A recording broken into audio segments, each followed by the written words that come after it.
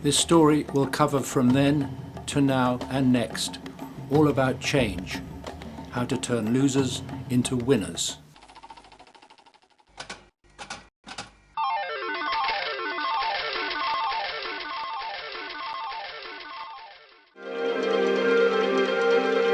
Fishing is one of the most popular pastimes in the world, sometimes for pleasure, sometimes for food.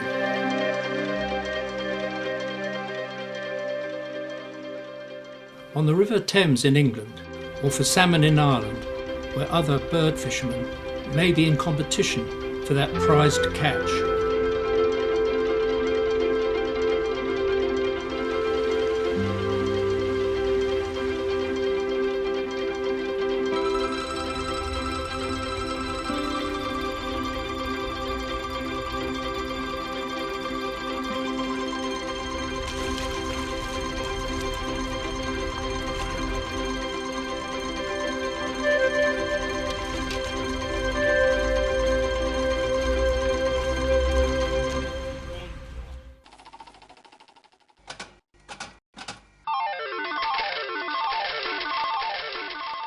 We're heading thousands of miles to the south, to the tropics, to a fantastic lake in Kenya, Lake Naivasha, in the Rift Valley.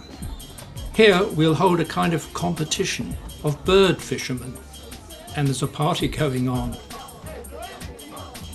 Crowned cranes have already arrived, queens of the marsh. Generalist feeders. Is that a good thing to be? Better than a specialist? We'll see in the first round of the competition who's the best fisherman. Is that crown a winner's? It certainly looks good, adorning the papyrus stage, now becoming a hotspot for people and birds alike. And is that makeup? Trying hard to impress the judges before the party really gets going. Just dropped in a saddle-billed stork, impressive makeup too, and tall and deadly. Not to the crowned cranes, now having a strictly well-earned rest down below, but to other prey. Frogs are included as fair game in the contest. Good move, mate. Pointed nose for burrowing in. Spades for pushing from behind. A winner this time. The saddle-bill stork is a loser this time. And this is a good place to be. Our crowned cranes are soon joined by an amazing diversity of specialists. And boy, are they well equipped.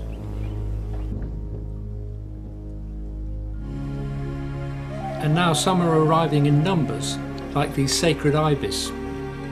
The lake level is dropping, and the potential prey is becoming concentrated. A pelican's one of the many heading into this particular place on Lake Naivasha. Herons and egrets of all sorts are on their way to this aquatic bonanza, already jostling for a good fishing spot.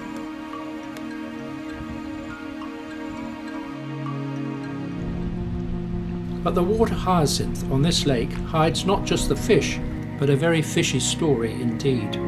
Like the herons and egrets, the vegetation here has spread worldwide, with the help of man, unfortunately.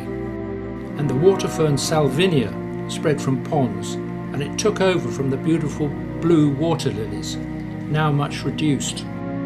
Another introduction, more successful, was the tilapia fish, a key target in the fishing competition for who's the best fisherman. Some flap and run on those lily pads, those that survive the invasive plants. And they're coming in from everywhere, from high, an eagle, and low to this bird paradise, which is really a fish paradise. The birds will see to that in their clever, determined ways with the next arrival of that brilliant performer, the black heron. He's got to be in with a chance as a winner in this first part of some 20 minutes, what amounts to the final. But surely this king of the skies is unbeatable, the African fish eagle, here over a weed island, with the biggest population in all of Africa. Able to hover, dive, and with great power and strength. It's a fish's nightmare coming from above out of nowhere, and egrets and coots scatter. But if you're looking for slick finesse, watch the next entrant, the yellow-billed stork. One wing up, bit of leg action, the other wing up, more leg action to flush out prey.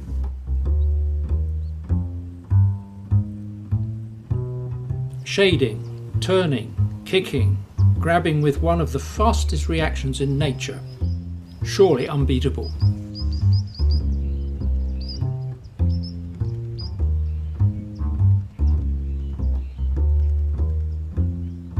But don't forget the pelican, here straight in. Two species fishing differently. Delicate egrets with various tricks of the egret trade.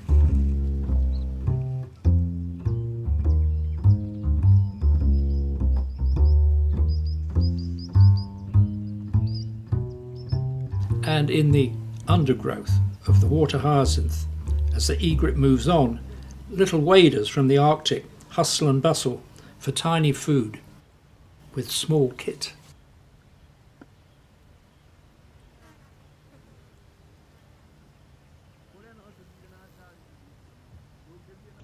The egret with its narrow pointed beak joins a spoonbill.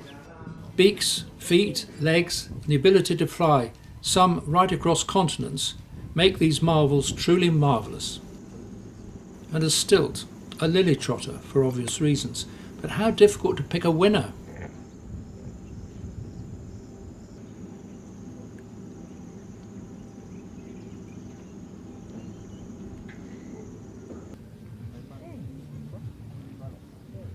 Yellow feet and neat action by a little egret, scaring out prey.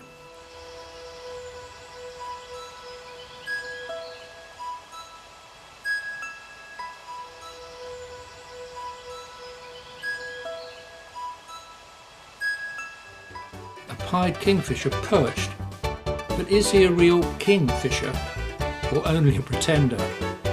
He can hover pretty well too.